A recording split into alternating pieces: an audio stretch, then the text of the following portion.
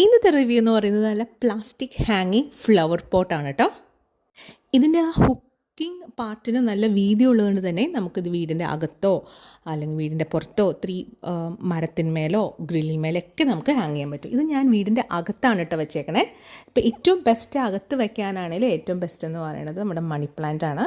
വലിയ വെയിൽ കിട്ടിയില്ലെങ്കിലും കുഴപ്പമില്ല. ബാക്കി പ്ലാന്റ്സിനൊക്കെ മിക്കവാറും വെയിൽ ആവശ്യം വരും കേട്ടോ. ആദ്യം കണ്ടത് ഒരു മാസം മുമ്പ് വെച്ചതാണ് കേട്ടോ. ഇതിപ്പോൾ ജസ്റ്റ് ഞാൻ പുറത്ത് വെച്ച് ഇത് വളർന്നു വരുന്നേ ഉള്ളൂ.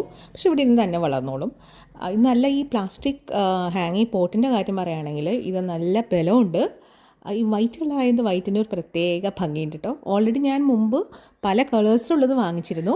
ഇത് പല കളേഴ്സായിട്ടാണ് വരുന്നത്. 5 എണ്ണത്തിൻ്റെ പാക്ക്. ആദ്യം നമുക്ക് വൈറ്റ് പോട്ട് നോക്കാം. നല്ല ഗ്ലോസി ലുക്കാണ്.